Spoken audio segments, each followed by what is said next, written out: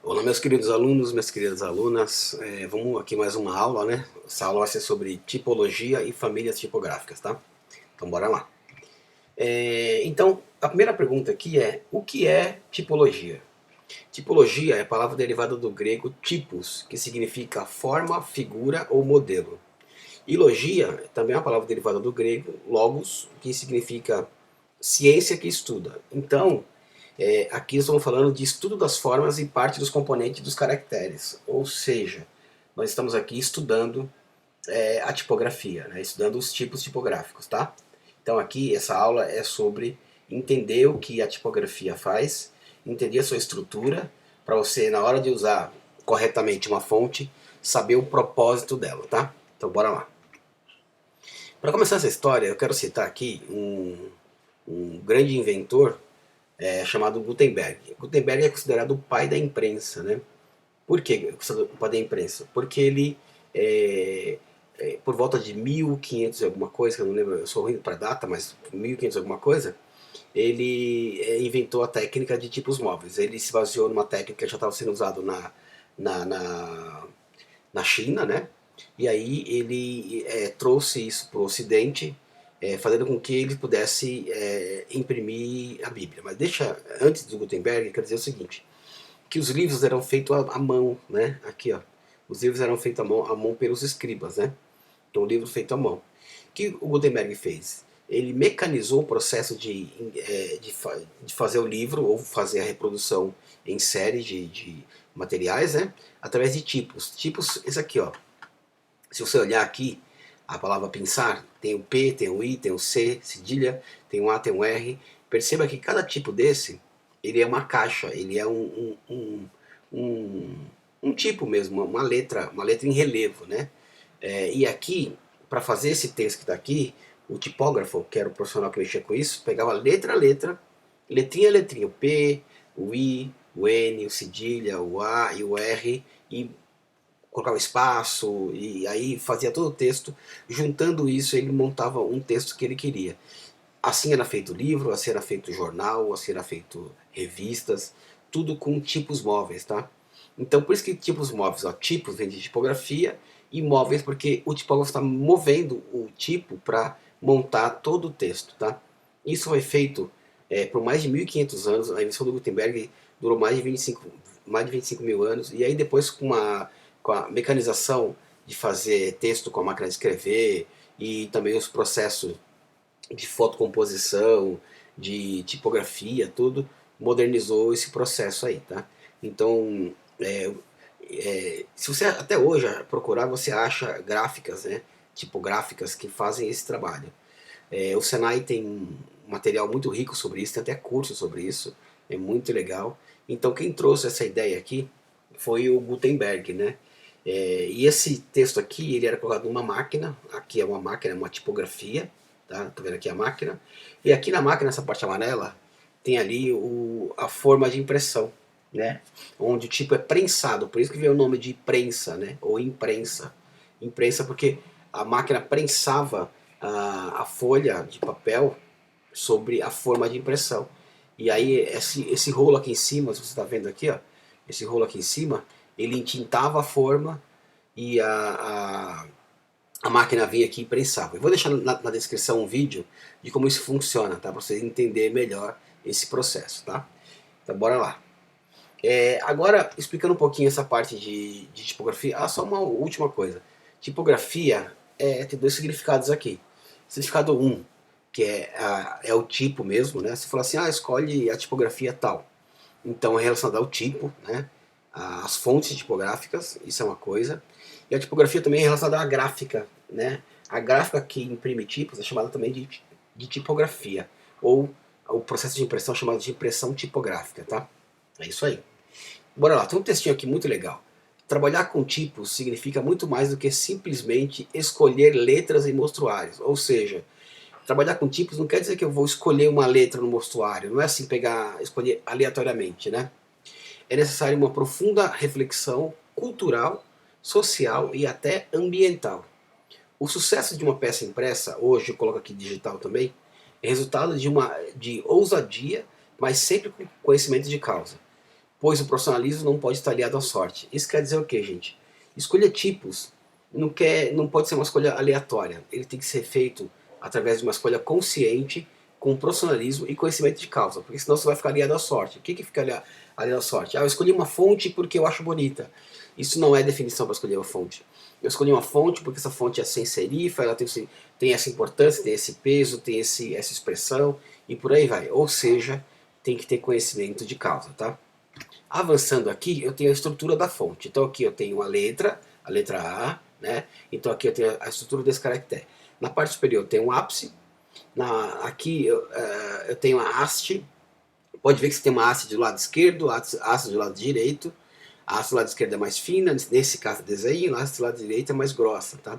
Então a haste é o que forma o caractere, que forma a letra, né?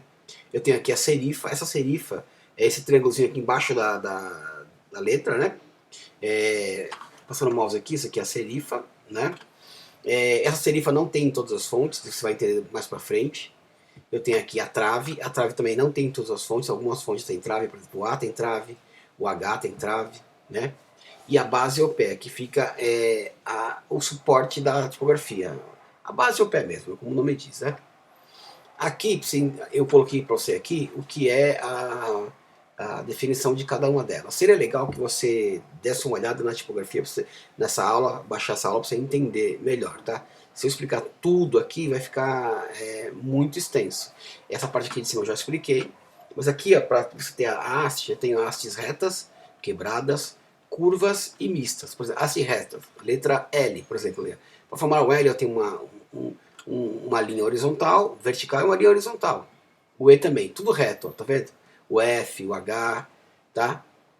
Agora quebradas. Perceba que o A, eu inclinei, é inclinado aqui, ó, uma linha do lado esquerdo, uma linha do lado direito. O V também, ó, linha do lado esquerdo e do lado direito, ou seja, tá quebrada, ela não é reta, né? Tem uma quebrada aqui, ó. Eu tenho também as curvas, por exemplo, o S, todo curvo aqui, ó, todo curvo, né? O O todo curvo, o 3, o 0, por aí vai. E hastes mistas, que é a junção da curva mais a reta. Por exemplo, o D tem reto e curvo, o U tem reto e curvo, o J, o P e por aí vai, tá? Aqui eu tenho a estrutura do caractere 2, que é o seguinte, ó. Aqui eu tenho a tipografia e aqui na parte de cima eu tenho umas linhas, tá? Então vamos lá. Vamos basear pela letra E ali, tá? Então a letra E é o núcleo do caractere. Então a altura do E é o núcleo do caractere. Para cima do E eu tenho a haste ascendente. Então o número 2 aqui é a haste ascendente, onde vai a letra caixa alta aqui, ó, tá? Para baixo eu tenho a haste descendente. Olha que o G está descendendo e o J está descendendo. Descendendo o quê? A serifa, tá? Serifa não, desculpa, a haste do caractere. Eu tenho aqui também o olho, número 4, ó, número olho, é a altura de toda a letra, tá? E tem o corpo. O corpo aqui, ó, ele é o tamanho da letra contendo esse espaço aqui, tá? Bora lá. Então aqui eu tenho, só para resumir para você, núcleo, haste ascendente, haste descendente, olho e corpo. Só para você entender, essa parte amarela aqui é a parte que está definindo cada coisa dessa. Baseado nisso, tem aqui as caixas de tipos, né? Aqui, ó. Você já viu o termo caixa alta e caixa baixa? Caixa alta e caixa baixa tem a ver com porque os tipos antigamente eram armazenados, até hoje, né? Eram armazenados em caixas. Olha aqui, ó. Eu tenho uma caixa tipográfica. Na parte superior da caixa ficavam as letras maiúsculas. Na parte inferior da caixa ficavam as letras minúsculas. Então, na hora do tipógrafo montar o texto, ele já sabia que na parte superior tinha as letras maiúsculas, na parte inferior as letras minúsculas. Por isso que fala caixa alta, ou seja, aqui o A é maiúsculo, tá vendo? Caixa alta e aqui o E minúsculo, caixa baixa. Então, o B, o E minúsculo, aqui o F, o G, por aí vai. Porque, ou seja, letra maiúscula, caixa alta. Letra minúscula, caixa baixa. Por isso que é feito assim, tá? Então, a ideia de caixa vem de uma caixa mesmo, é uma caixa tipográfica. Cada gavetinha dessa aqui, ó, é um tipo de letra. E tem um tipo, um tamanho. Então, por exemplo, quero fazer um texto na fonte helvética. Então, abro uma caixa com fonte helvética. Aí, que tamanho? Ah, sei lá, tamanho 40. Então, tem que ter uma caixa de helvética tamanho 40. Agora, quero mudar o texto para Times corpo 12. Corpo é o tamanho, né? Então eu vou achar uma caixa times corpo 12. Olha o trabalho que dá. E olha quantas caixas tem que ter. Hoje você vai no computador rapidamente, vai lá e escolhe na hora que quiser. É muito fácil. Na época que eu trabalhei era assim, gente, ó, com caixa de tipos, tá? Eu não montava, eu era desenhista que fazia as artes. Mas os tipógrafos montavam os textos, mandavam para mim e eu trabalhava esse texto, tá? Ou seja, é um negócio bem complicadinho. Bora lá. Uma coisa importante na tipografia é que a forma informa. O que seria a forma informa? Forma é a imagem que eu tenho. E informa, essa imagem passa a informação. Eu escrevi aqui um texto chamado teste. Um texto genérico, uma fonte genérica. Esse texto, com essa tipografia, passa uma certa imagem, mas está meio vazio. Mas se eu levar aqui, ó, essa tipografia aqui, ó, teste, e colocar a palavra, trocar terror, então o discurso verbal, que é o terror, e o discurso não verbal, que é a imagem, que é a tipografia, eles combinam. Então, ó, terror com essa mesma tipografia de teste, ele já te dá um significado, ou seja, a fonte está ajudando a reforçar o significado da palavra. Então aqui, ó, terror, com essa palavra, essa cor e essa fonte, ajudou muito a contar essa história aqui do significado de terror, tá? Vindo para frente, ó, aqui é a palavra teste, quando você olha isso aqui, você fala assim, vamos fazer um título chamativo com essa fonte. Não vai dar impacto. Imagina um título, uma manchete de jornal com essa fonte, não vai dar impacto. Isso aqui casa muito bem com o convite de casamento, porque imita a letra manuscrita, né? Aqui, por exemplo, ó, a palavra clássico com essa fonte, você vê se combina. Aí você vai me dizer se combina ou não. Aqui, ó, clássico com essa fonte, muita gente fala assim, não combina, porque clássico está mais associado assim, a algo mais clássico, mais artístico. Já aqui, a palavra clássico, nesse tipo de fonte, parece que perde um pouco. Mas se eu levar aqui, ó, para clássico do terror, olha como combina, né? Essa fonte com essa tipografia. Então, eu tenho que aliar a forma, que é o visual da fonte, o visual que a fonte tem, com o seu significado, o significado da palavra, no caso aqui, né? Com o seu discurso verbal, que seria, no caso aqui, terror, né? Vamos ver outras coisas para ficar mais claro. Ó, moderno. Pergunto para vocês, isso aqui tá moderno? Eu acho que não, não está moderno.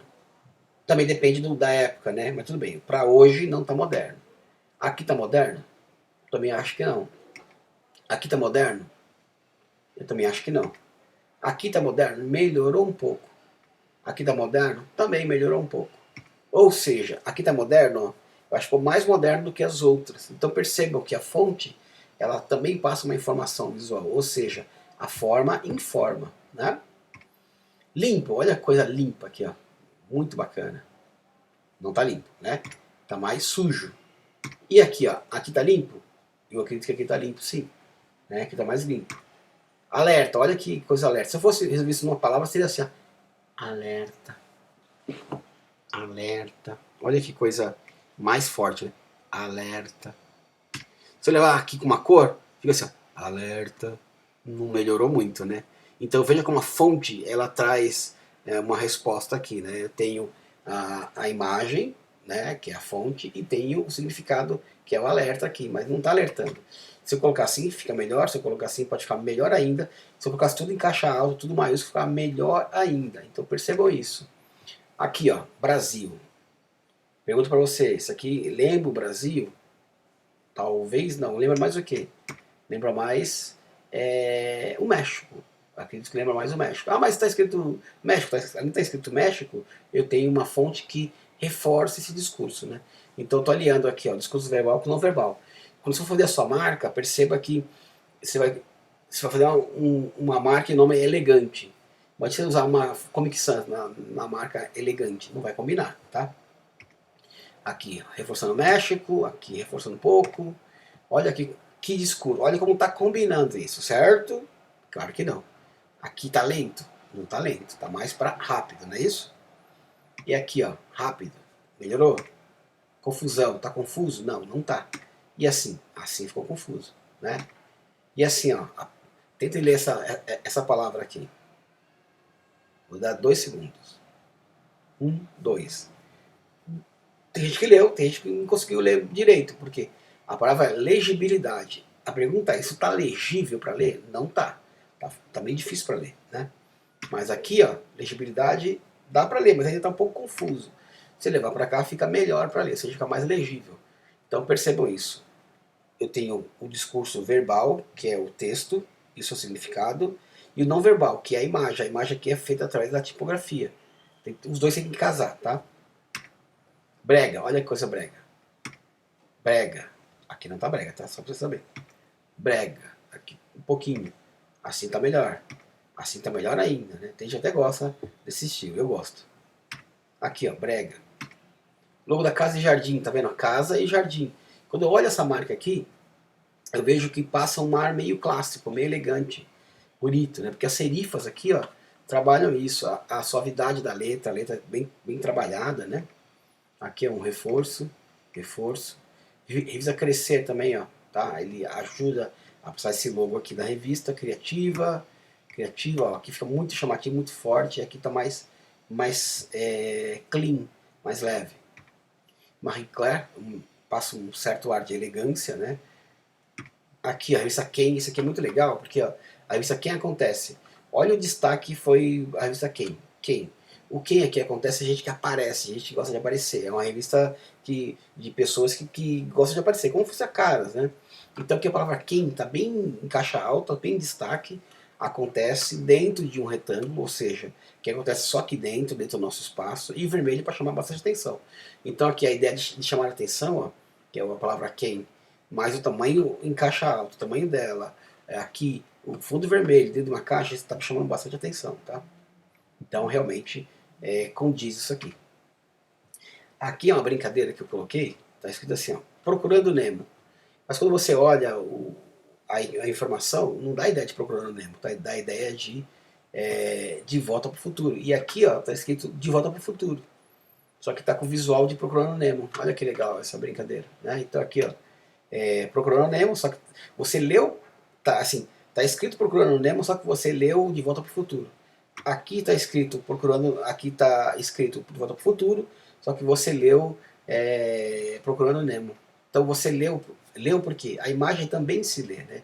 Tem até um livro chamado Imagem Também Se Lê, da editora Rosari, que é bem legal. Então eu leio a imagem também, né? Então a imagem está uma leitura. Olha aqui, ó. Olha o que está escrito e olha o que está escrito no verbal e o que está me mostrando no visual. Está escrito Matrix, só que o visual é de Shrek. E aqui é o contrário, está escrito Shrek, mas eu estou visualizando Matrix. Então é uma brincadeira aqui para você entender que a imagem ela é mais imperativa, né? Bom, vamos lá. Aí agora tem um pouco de teoria. Já falei para vocês o que é caixa alta e caixa baixa, né? A caixa alta tem um comportamento mais retangular, ou seja, passa mais força. Já a caixa baixa tem um comportamento mais ondulado. Ou seja, eu quero suavizar um pouco na mensagem, eu coloco uma caixa alta e baixa para ele dar um pouco mais de suavidade. Se quiser chamar muita atenção, eu coloco tudo em caixa alta, que nem aqui a revista Quem, né? Tudo em caixa alta para chamar muita atenção e dar impacto, tá? Aqui eu tenho agora as famílias tipográficas. Vamos ver. Isso aqui é muito importante para você decorar, tá? Decorar não, para você saber, né? Revista, vamos lá. Romana Antiga, fonte Romana Antiga. Então, o que é Romana Antiga? Ó, eu tenho aqui o desenho. Vamos ler aqui primeiro, depois eu mostro, tá? Aqui, ó, eu tenho a definição. Romana Antiga, criado pelos franceses no século XVIII, inspirada na escrita monumental romana. Aí aqui eu destaquei para você, em amarelo, as características dela. Produzindo contraste entre as hastes e as suas serifas triangulares. Isso aqui é importante, ó. Produzindo contraste entre as hastes e suas serifas triangulares. Proporciona ao leitor um inconsciente descanso visual. Ou seja, perceba, essa fonte aqui ela é muito usada para textos. Por quê? Porque essa fonte aqui ela causa no texto um inconsciente descanso visual. Ou seja, dá para ler textos longos, textos muito longos, você usa a fonte romana antiga. Por exemplo, a fonte Times é assim. A fonte Times, se você pegar um livro, pode ver que a maioria está em fonte Times. Por quê? Para textos muito longos eu uso aqui a família de fonte romana antiga, tá? Já a romana moderna, eu tenho aqui, ó, entre a serifa, do lado esquerdo a serifa muito grossa, do lado direito a serifa fina. Criadas pelos italianos no século XVIII, são mais legíveis, leves e belas. Possui maior contraste entre as hastes e substituição das serifas, no caso as triangulares, por serifas retangulares, tá? Retilíneas. Então vamos lá, vamos ver aqui com mais detalhe. Ó. Isso aqui é a romana antiga. Do lado direito tem uma serifa, do lado esquerdo também.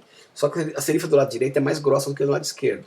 E a romana antiga ela tem aqui uma desculpa, gente, estou confundindo. Vamos lá, vamos voltar. as hastes aqui, ó, haste. Lado direito tem uma haste grossa, lado esquerdo a haste mais fina.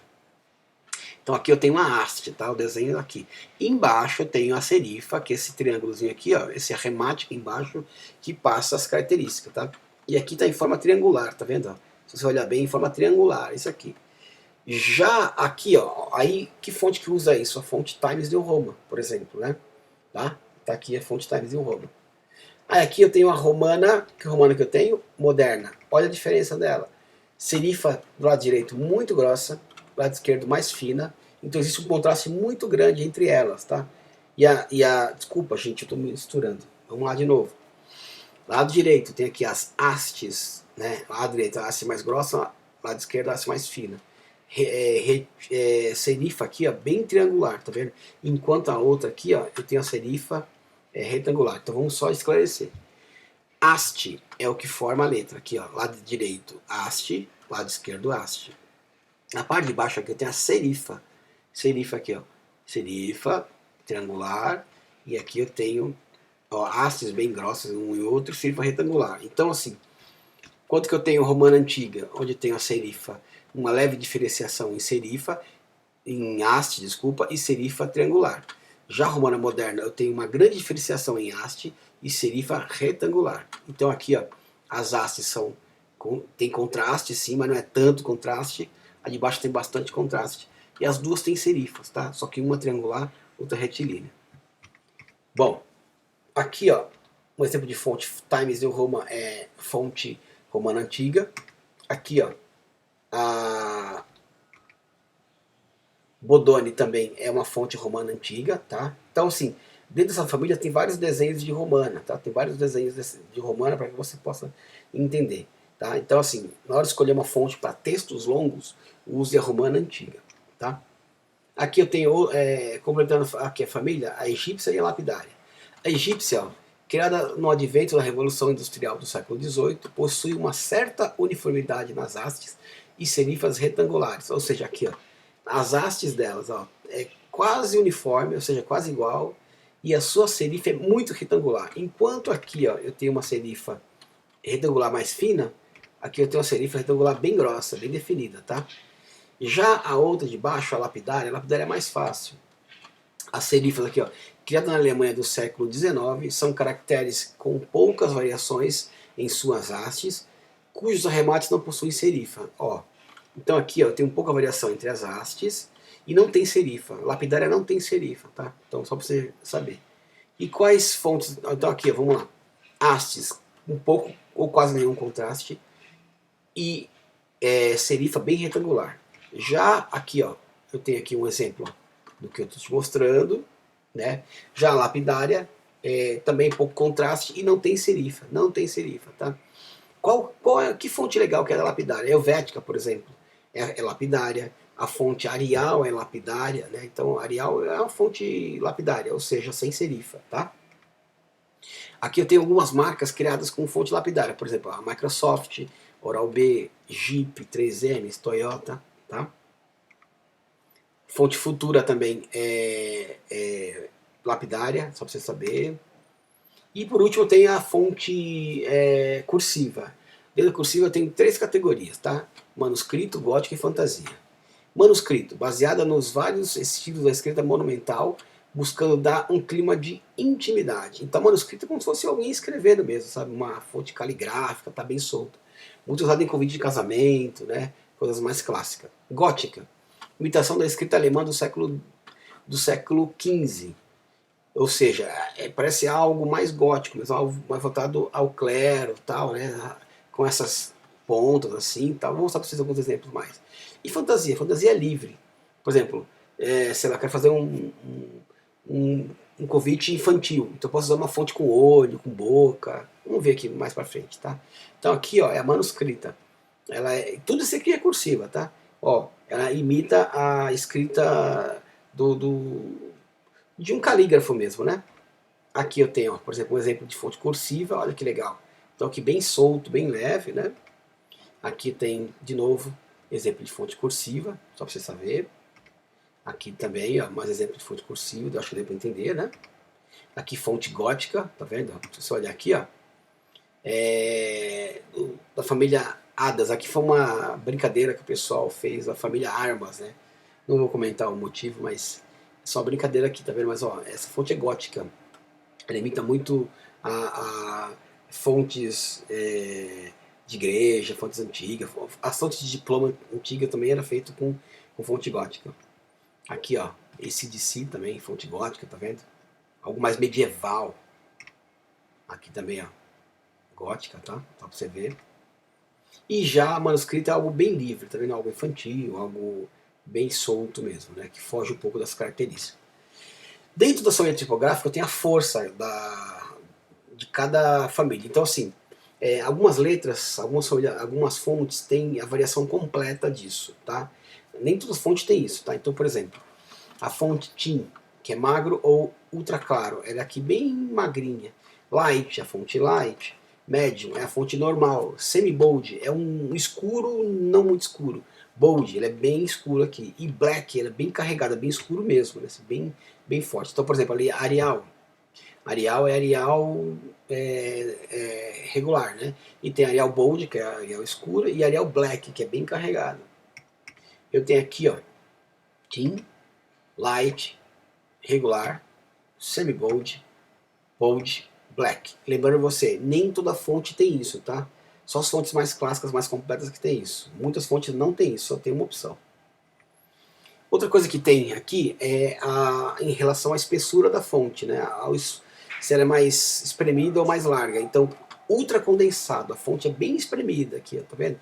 Por exemplo, dentro da Arial tem a Arial Narrow, né? A Arial Narrow ela é condensada.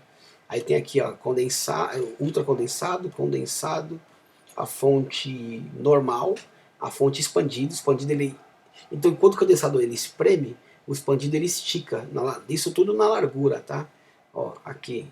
E tem o itálico também, tá? Então aqui, ó, ultra condensado, condensado, normal, expandido, né? E pode também ter ultra expandido. E o itálico, todo mundo já sabe, né? Aqui eu tenho uma subdivisão das famílias tipográficas, ó. Cada subdivisão deve ser produzida individualmente, contendo todos os caracteres necessários em caixa alta e em caixa baixa, para que no momento suas aplicações sejam reconhecidas pelo sistema. Tá aqui a fonte Times, ó, tem aqui, ó, tudo caixa baixa, tudo caixa alta, os números, tá? Então aqui eu consigo ter uma noção do que é a fonte, que é a mesma coisa, tá vendo? Aqui tem um texto bacana, tipologia. Esse texto foi elaborado apenas para trazer teste de legibilidade e mostrar a vocês que o conhecimento de tipologia são fundamentais no processo da criação. A tipologia, além de integrante das artes gráficas, é reflexo do processo de comunicação de certas culturas, mostrando assim sua importância. Devemos, além de conhecer os caracteres, saber suas aplicações de acordo com o contexto do trabalho. Ou seja, olha aqui, ó. Aqui a parte do texto está negrita, a parte do título não está negrito. Isso não é uma combinação certa, é o contrário. O título tem que estar negrito e aqui tem que estar normal. Assim, ó, tá? Só para você saber, beleza? Aqui, ó, perde totalmente a legibilidade, ó, um texto aqui, fantasia, um título fantasia com um título assim, não passa legibilidade nenhuma, isso atrapalha muito na leitura, né? Aqui, para fazer essa aula, eu usei o livro Produção Gráfica do Lourenço Baer, um livro chamado Design para quem não é Design, do Robbie Williams, e Tipografia é uma apresentação da Lucy Neymar, tá? Neymar, desculpa, falei Neymar. Bom, vamos ver aqui um pouco isso na prática, tá? Eu vou entrar aqui no site, só para você ver como é que funciona isso na prática. Eu dei uma corrida nessa aula porque para não ficar muito longa. E outra, tinha 107 slides, tá? Se você for no Google Fontes, ó, Google Fontes, você vai aplicar isso na prática aqui, quer ver? Ó? Vamos ver. Deixa eu abrir aqui o Google Fontes para você entender. Deixa eu abrir aqui um outro site.